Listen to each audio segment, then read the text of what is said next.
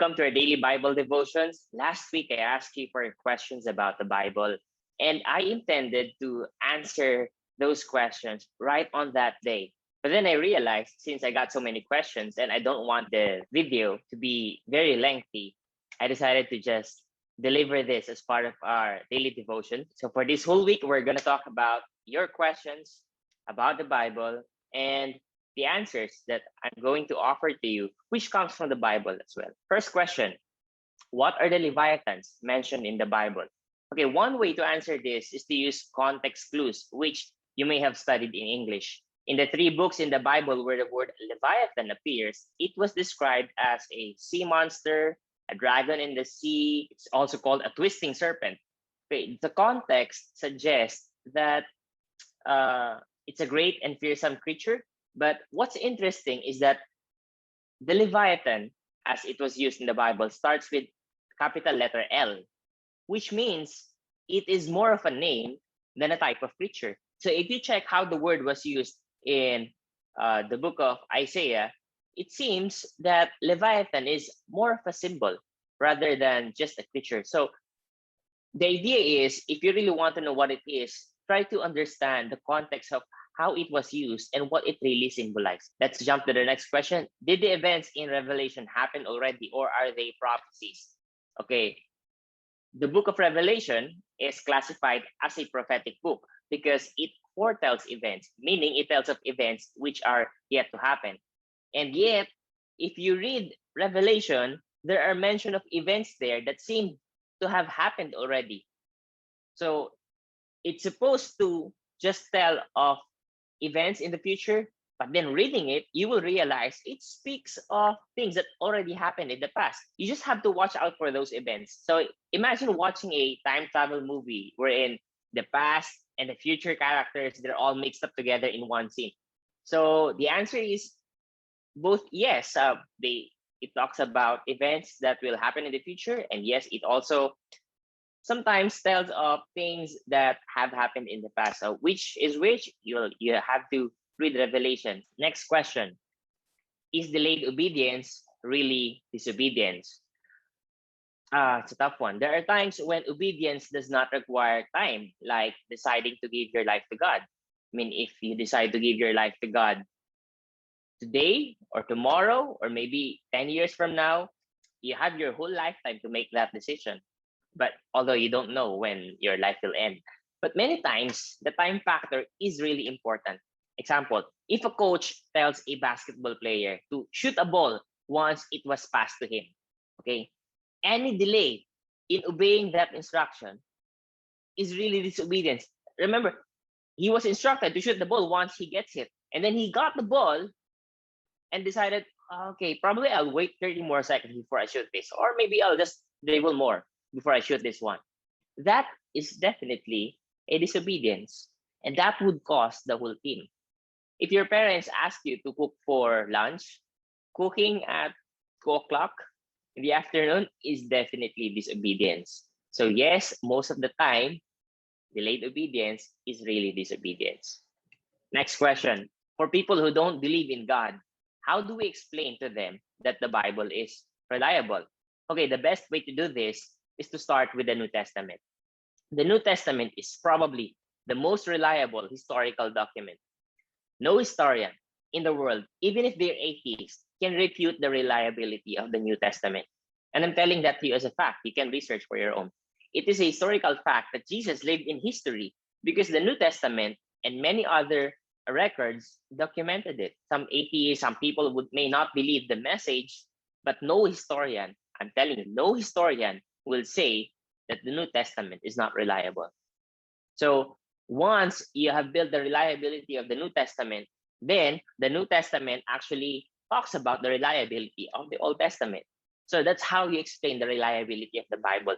Go to the reliability of New Testament as a historical document. If you want to know more about this, again, you can ask me, we can talk about this. Can we know 100% that the Bible can be trusted? Okay, there's a philosophical problem with a question. But first, as we mentioned in our devotion last week, if we believe truly that God exists, and we believe that this God authored the Bible, then yes, we can trust the Bible 100%. That's why we called the Bible last week inerrant, no errors. Now, let's go to the philosophical problem. Okay, the words know 100% and trust was put together in a sentence. Okay, to know 100%, it refers to absolute certainty. And we usually live our lives without having absolute certainty in many things, yet we go ahead and trust them. When you trust a person, you're not 100% absolutely certain that the person will not betray you, and yet you still trust the person. That's why it's called trust. When I sit on this chair, where I'm sitting right now, by the way, when I sit on this chair, I trusted that this can carry my weight and this will not break or fall down. But I do not have 100% certainty. I mean, I do not know the materials. When you ride a plane, you do not know 100% if it will not crash. When you go for a ride in a car, you're not 100% sure that you will not have an accident. That's why it's called an accident, because, accidents happen. There is no such thing as knowing something 100%, like absolute certainty. Now, the sad thing here is that we casually put our trust in so many things, like what I mentioned: sitting on a chair, using a table, riding a car, riding a plane, riding a ship, trusting people. We casually do that. We casually trust so many things, but we think twice when it's about the Bible. So can we know 100% that the Bible can be trusted? Knowing 100% is actually the opposite of trust. If it's trust, it's not knowing 100%. If it's knowing 100%, then trust is out of the equation. And there is no such thing as absolute certainty in everything.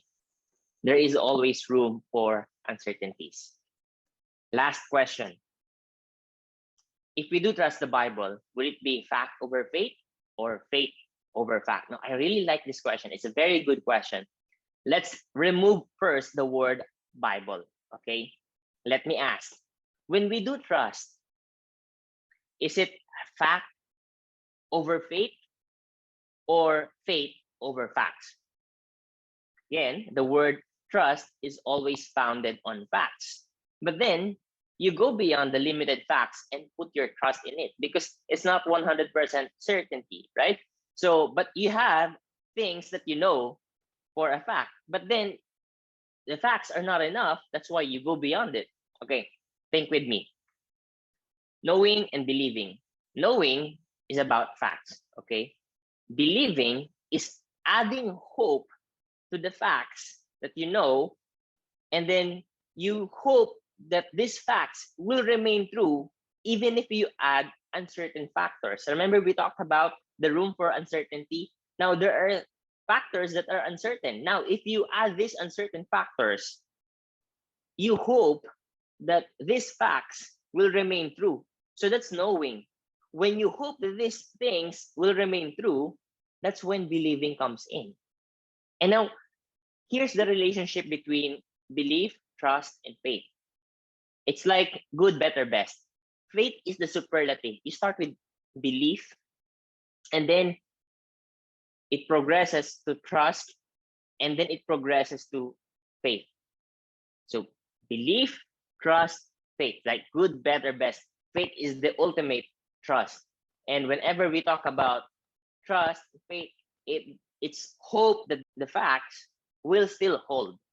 Okay, so this is the case for all things. Again, for all things. It's not just with the Bible. We use faith every day on all things because we trust every day. It's not just with the Bible. So this is the case for all things. And now, if that is the case for all things, then it's just the same with the Bible. Again, is it fact over faith or faith over fact? It's definitely faith over fact. Not just with the Bible, but in all things. Okay, that's it. The key here is that to always throw your questions, most importantly, to God. If God exists, then go ask Him. Don't be afraid, because God is not afraid to be asked. God is not afraid to answer our questions. In fact, He has all the answers. All we need to do is ask. Not everyone asks questions. But you know what? To those who ask questions, we are the ones who learn more. Because there's always wisdom in asking a question. Let's continue tomorrow.